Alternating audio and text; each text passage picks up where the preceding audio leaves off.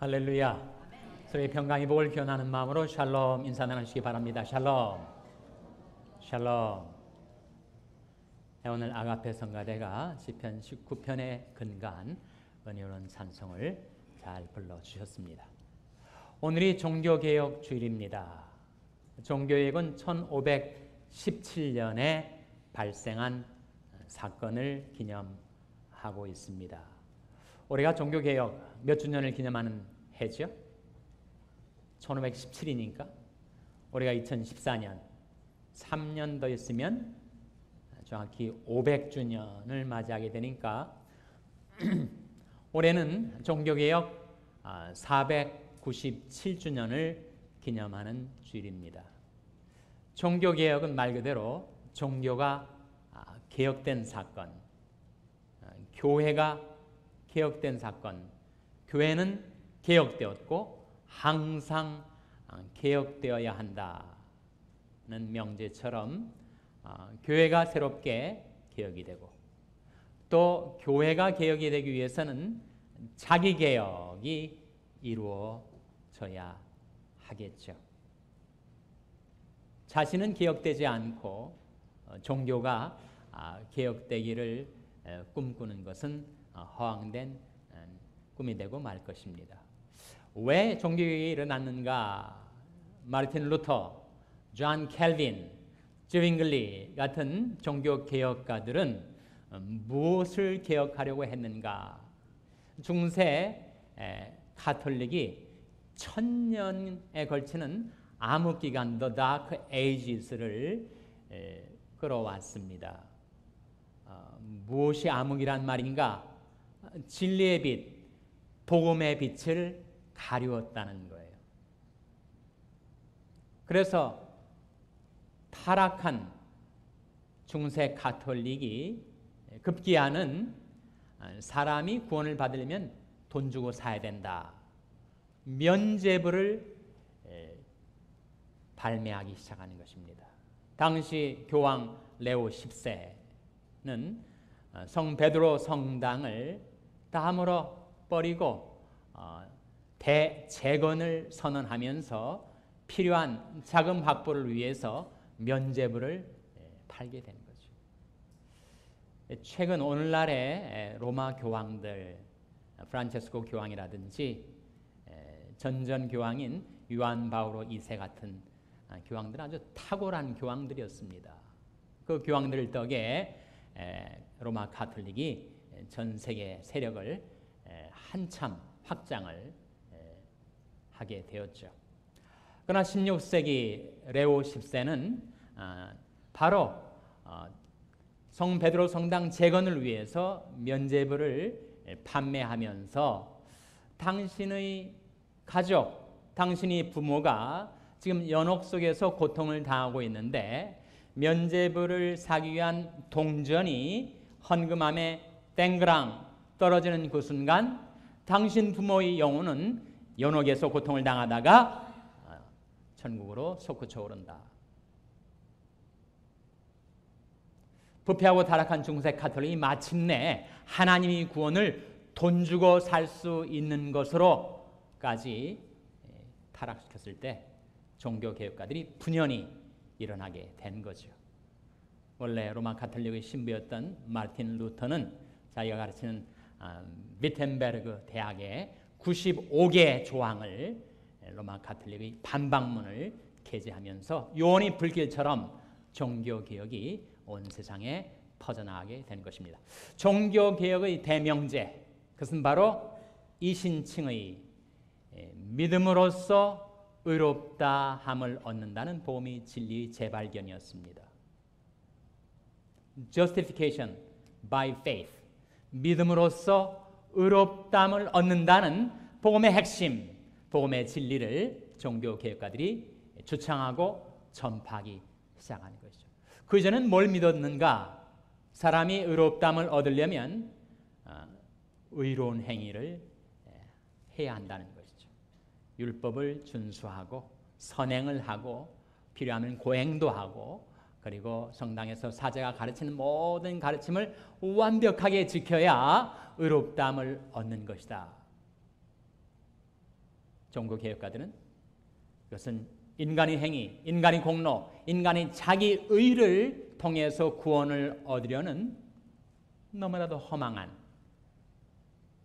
잘못된 가르침인 것을 그들이 선포하기 시작한 것입니다. 과연 하나님과 우리 사이에 인간으로 하여금 의롭다함을 받지 못하게 만드는 그 무언가가 있었다는 거예요. 그것이 무엇일까요? 그것이 바로 우리가 살면서 지금까지 저질러 왔던 온갖 죄악들이 장벽이 되어서 하나님과 우리 사이를 차단하고 하나님과 우리 사이를 불화관계로 만들어 놓았을 때 이신칭의는 뭘 가리키는가?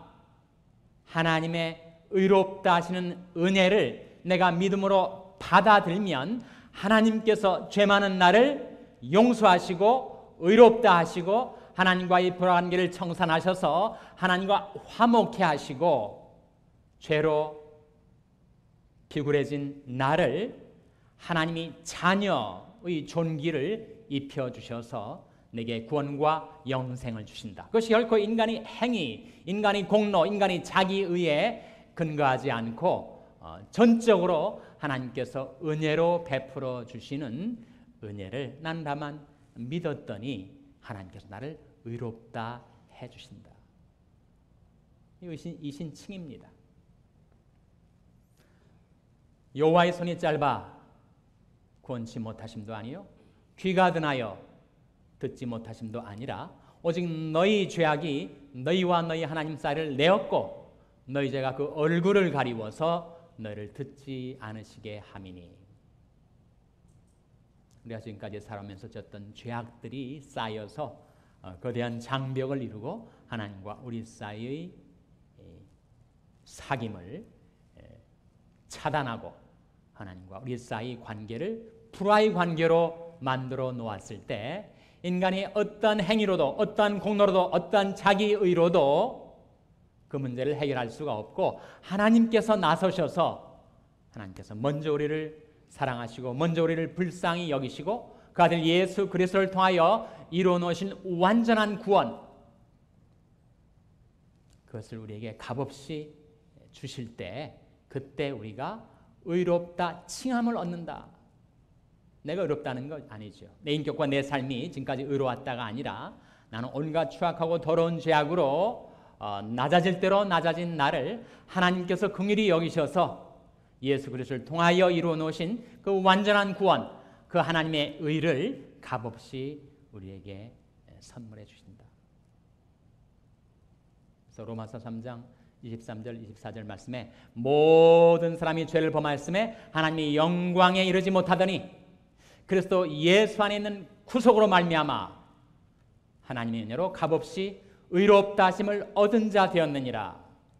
그럼 하나님이 아무리 전지전능하시기로서니 나의 죄의 사실이 있는데 어떻게 이 죄인을 의롭다 하실 수가 있는가? 거기에 그것을 가능케 한 것이 뭐라는 겁니까? 그리스도 예수 안에 있는 구속으로 말미암아. 구속이 뭐예요? 에베소 1장 7절 말씀에 우리가 그리스도 안에서 그 은혜의 풍성함을 따라 그의 피로 말미암아 구속 곧 죄사함을 받았으니. 구속이 뭐라고요? 구속은 죄사함이란 말이에요.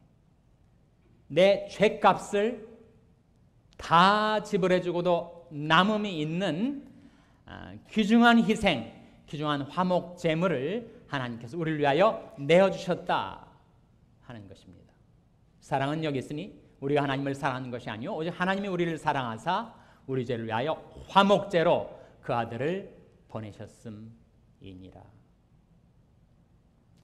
여러분이 죄하면 죄를 상당히 막연하고 모호하고 추상적이고 종교적인 개념, 관념적인 것으로 생각하기가 쉽습니다.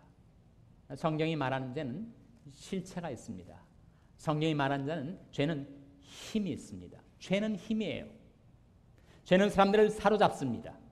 죄에 사로잡히면 우리는 죄의 종이 되고 마는 것입니다. 예수님께서 진실로 진실로 너에게 이르노니 죄를 범하는 자마다 죄의 종이라 말씀하신 대로 죄는 강력한 힘으로 우리를 사로잡아 우리가 원치 않는 죄악의 구렁텅이로 우리를 마구잡이로 끌고 다니는 힘입니다.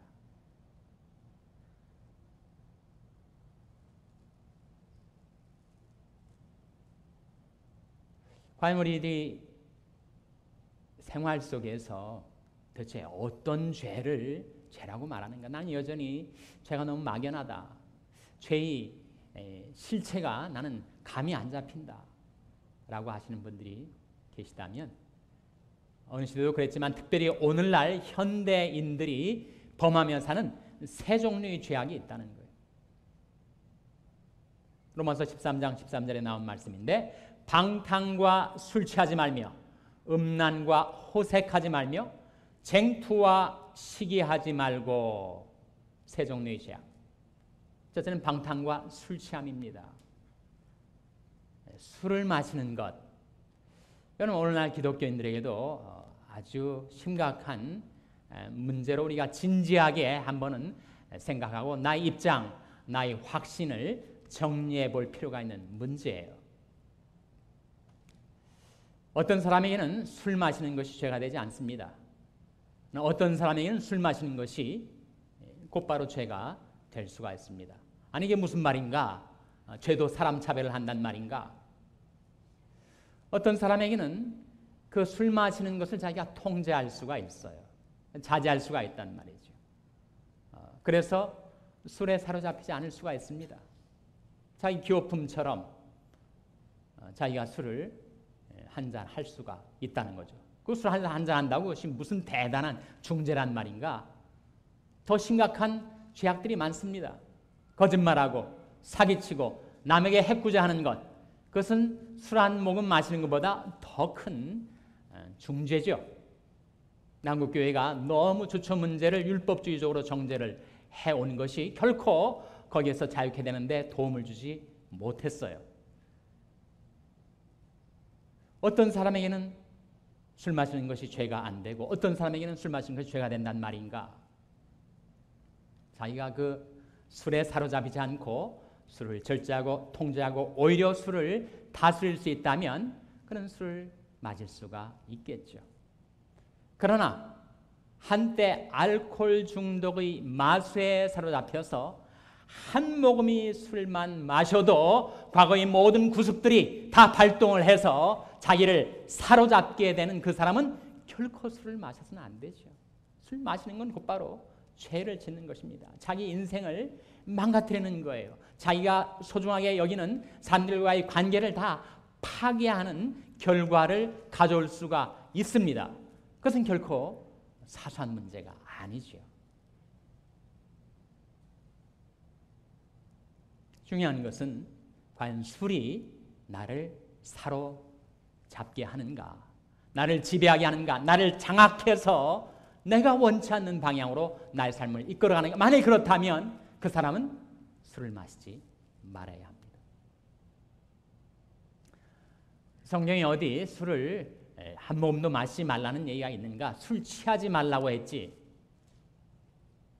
물론 술 취하지 말라 하는 명백한 명령이 나옵니다. 술 취하지 말라. 이는 방탕하는 것이니 오직 성령의 충만을 받으라.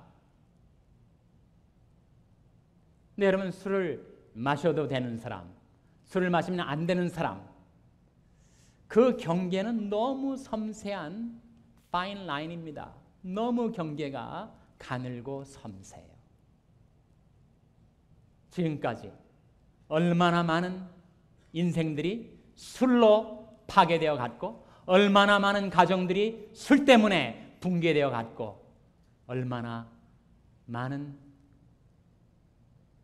어린아이 눈물이 아버지가 마셔야 되는 술 때문에 그렇게 흘려졌는가 생각한다면, 그러면 성경은 술 취하지 말라라는 말씀과 더불어 잠언 23장에는 포도주가 잔에서 붉은 빛을 내면서 돌아갈 때 그거 보지 말라, 쳐다보지 말라, 독사같이 너를 물 거다, 그렇게 우리에게 경계하고 있는 말씀도 있습니다.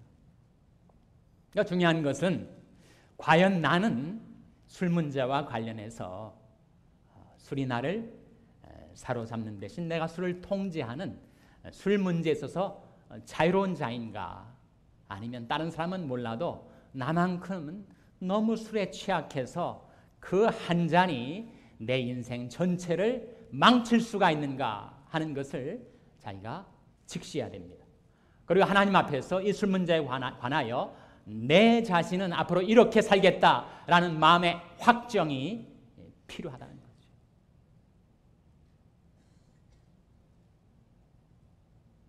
방탕과 술 취하지 말며, 둘째로 음란과 호색하지 말며. 우리가 살고 있는 이 세상, 미국도 그렇고 한국 사회도 그렇고 얼마나 음란한 세대인지 모릅니다. 특별히 남자들은 눈을 통해서 유혹이 다가옵니다. 관음증과 치열한 싸움을 내면으로 싸우며 살아가요. 일간신문을 보는데 거의 반나체가 된 여인의 사진이 이렇게 시야에 들어온단 말이에요. 그 순간에 중죄를 범하는 그건 아니죠. 그러나 음란과 간악이 그 사람을 사로잡고 그 사람을 장악하고 그 사람을 지배해서 이제는 몸을 뺄래도 뺄 수 없이 그 죄악의 굴레에 사로잡혀가지고 온갖 더러운 죄악을 저지르며 살게 되는 인생도 많이 있으니까요. 한국에는 무슨 신들이 그렇게 많은지, 야구의 신, 축구의 신, 공부의 신, 또 여신들도 또 많이 있단 말이에요. 거기에 미혹되고 내 안에 있는 그렇지 않아도 음란의 욕망들이 충동질을 받아서 그것이 나를 사로잡고 그리고 나를 죄악의 구렁텅이에 빠뜨리게 만든다면 우리는 그것을 면에 방지하고 단호히 대처해야 하겠죠. 내 눈을 돌이켜 허탄한 것을 보지 말게 하시고 오직 주의 도에 나를 소성케 하소서. 나는 의로운 중에 주의 얼굴을 보리니 깰 때 주의 형상으로 만족하리이다. 간악한 마귀가 나를 시험하고 나를 유혹하고 나를 미혹하려 할 때 그런즉 너희는 하나님께 순복할지어다. 마귀를 대적하라. 그러면 너를 피하리라. 단호하게 간악한 마귀를 물리쳐야 한다는 거죠.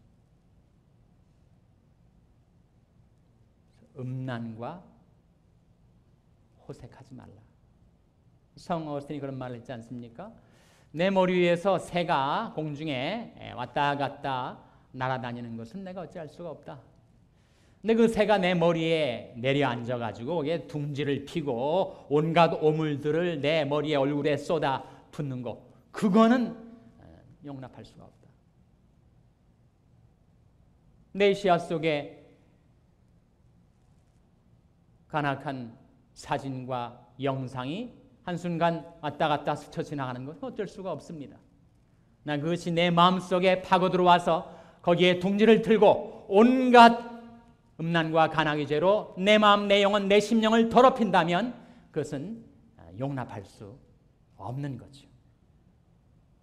음란과 호색하지 말며, 셋째로 쟁투와 시기하지 말고. 살다 보면 사람들과 논쟁할 수 있습니다. 또 경쟁 관계에서 저 사람보다 더 내가 더 나아야 되겠다. 경쟁의식 갖고 열심히 일할 수가 있겠죠. 근데 그것이 악화돼 가지고 그 쟁투와 시기함으로 사람을 미워하게 되고 사람을 증오하게 되고 그 사람을 밟고 내가 일어서야 하는 것처럼 생각해서 그것이 다른 사람이 생에 파괴적인 결과를 낳게 된다면 우리는 그건 역시 단호히 물리쳐야 합니다. 갈라디아서 5장 15절 말씀해 보시면 만일 서로 물고 먹으면 피차 멸망할까 조심하라. 그런 말씀이 나와요. 같은 갈라디아서 5장 25절 26절에 보면 만일 우리가 성령으로 살면 성령으로 행할지니 헛된 영광을 구하여 서로 격동하고 서로 투기하지 말지어다. 비교의식, 시기심과 쟁투, 그것이 얼마나 파멸적인 결과를 가져올 수 있는가를 성경은 우리에게 경고해 주고 있는 말씀이죠. 모든 죄는 처음에 우리가 무심코 받아들이게 되는 사소한 것으로 발단이 되지만 그것을 우리가 대처하지 못하면 자기도 모르는 사이에 그 죄악은 통제불능의 상태로 확대되어 나갑니다. 스키를 타보신 분들, 급경사에서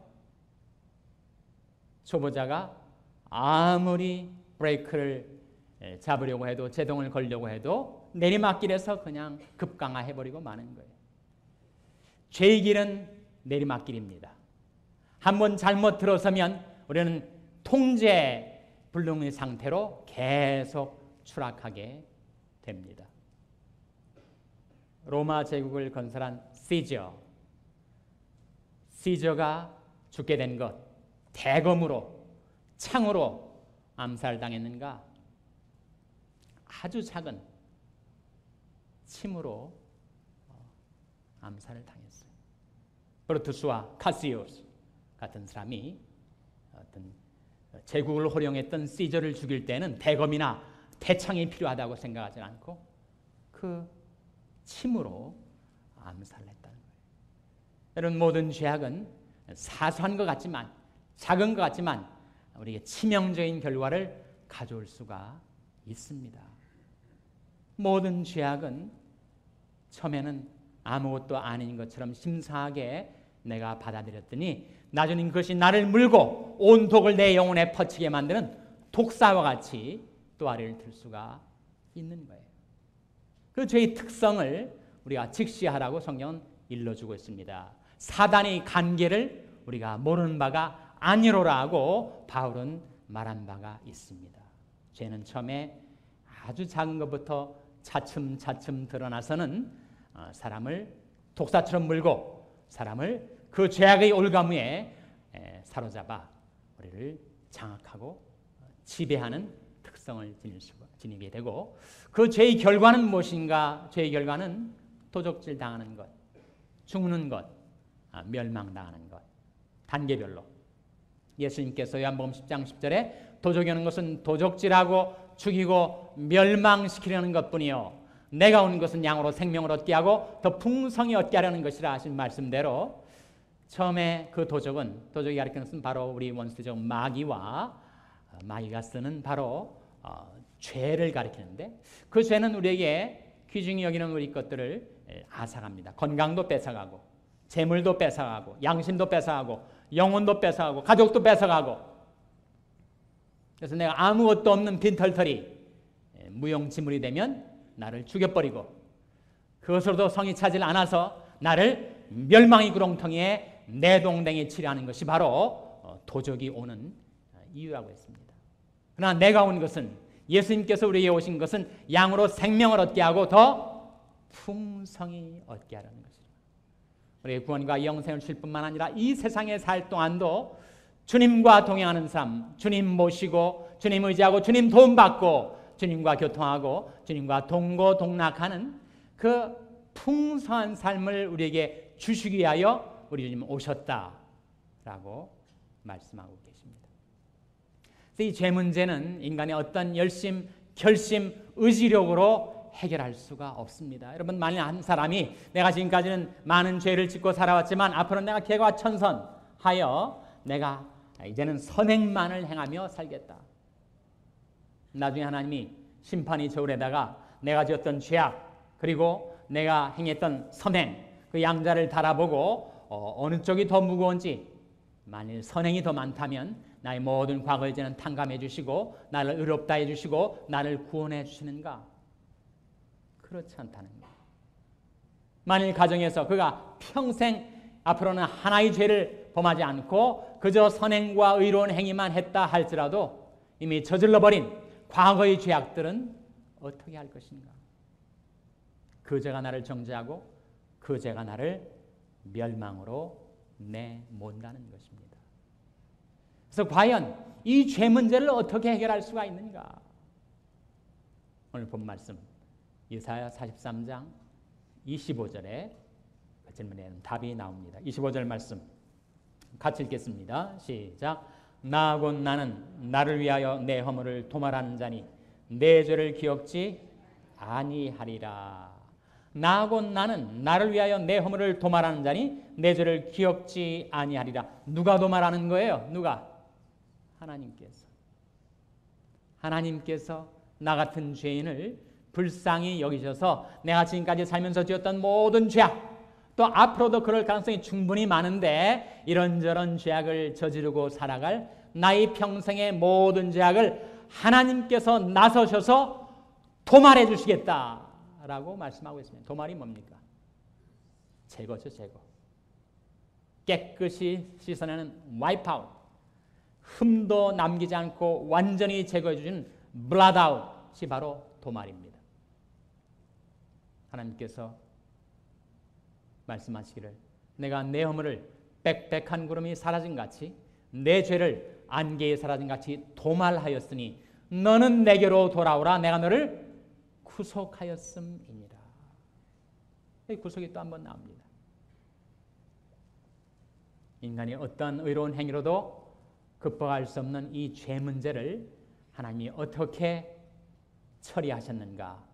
독생자를 이 세상에 보내셔서 우리 모든 죄악을 예수님에게 집중시켜 짊어지게 하시고 예수님께서 십자가에 피 흘려 죽으심으로써 하나님과 우리 사이의 죄 때문에 불화되었던 관계를 화목케 하시고 우리를 값없이 하나님의 은혜로 의롭다 해주신 것. 우리가 저에게서 듣고 너에게 전하는 소식이 이것이니 곧 하나님은 빛이시라. 그에게는 어둠이 조금도 없으시니라. 저가 빛 가운데 계신 것 같이 우리도 빛 가운데 행하면 우리가 서로 사귐이 있고 그 아들 예수의 피가 우리를 모든 죄에서 깨끗하게 하실 것이요. 거기 한 가지 조건이 있습니다. 하나님 예수 그리스도의 십자가 부활로서 우리 죄 문제를 완전히 해결해 놓으시고 우리 죄악을 도말하시고 우리를 구속해 놓으셨는데 그것이 나에게 적용되기 위하여 나에게 그 구원의 효력이 전달되기 위하여 내게 필요한 한 가지. 저가 빛 가운데 계신 것 같이 우리도 빛 가운데 행하면 어떻게 행할 수가 있습니까? 회개와 믿음을 통하여.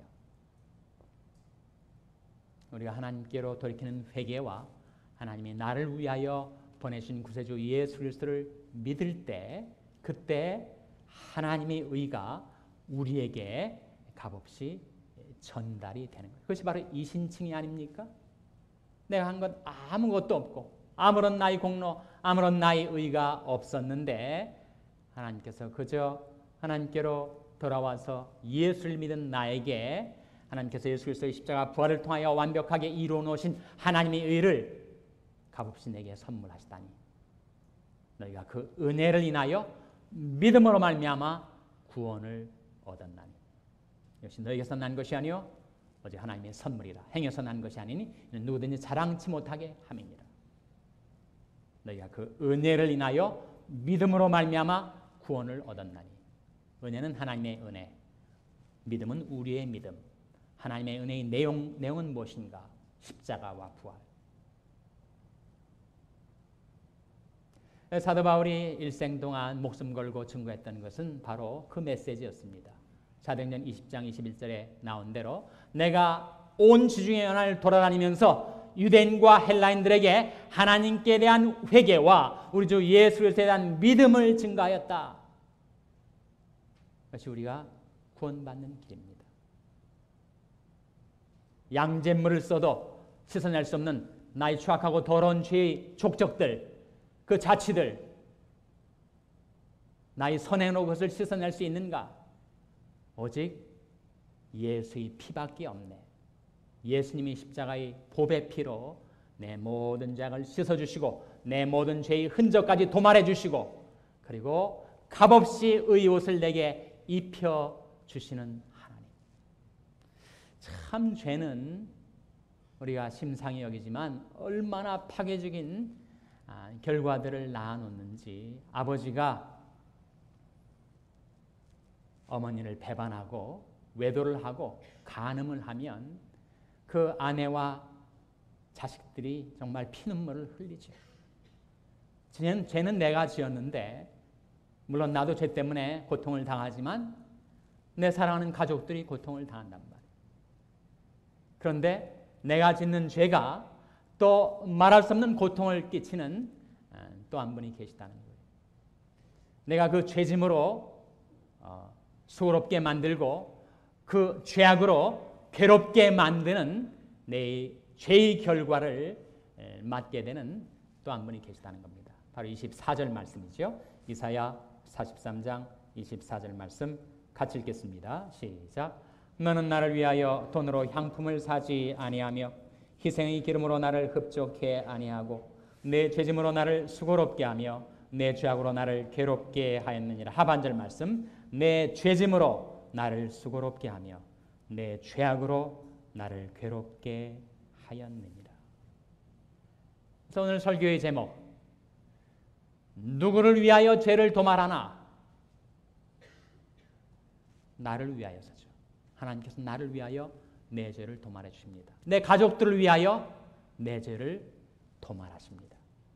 그러나 동시에 하나님 당신 자신을 위하여 하나님은 나의 죄를 도말하십니다. 나하고 나는 나를 위하여 내 허물을 도말하는 자니 내 죄를 기억지 아니하리라. 다만 하나님께서 이게 당부하시는 것은 내가 너를 구속하였으니 너는 내게로 돌아오라. 하나님께로 회개하고 돌이켜서 하나님이 나를 구원하시기 위해서 보내신 구세주 예수 그리스도를 믿을 때 하나님의 그 영광스러운 구원이 저와 여러분에게 임하게 되시기를 주님의 이름으로 축원합니다. 기도하시겠습니다. 아버지 하나님, 이 아침에 저희들에게 들려주신 복음의 메시지, 하나님께서 저희들을 사랑하시고 저희들을 구원하시기 위하여 저희들이 모든 죄악을 예수님에게 대신 짊어지게 하시고 예수님께서 생명의 피를 흘려 구속하신 그 값어치가 저희들이 모든 죄악을 씻고 도말하고도 남음이 있음을 저희들에게 깨우쳐 주신 것 감사를 드립니다. 너는 내게로 돌아오라 부르신 하나님께로 저희들이 이 시간 회개하고 돌이켜오며 내가 너를 구속하였음이니라 말씀하신 구원의 은총을 저희들이 믿음으로 받아들여오니 하나님의 영광을 위하여 저희들을 인도하여 주시옵소서. 예수님의 이름으로 기도하옵나이다. 아멘.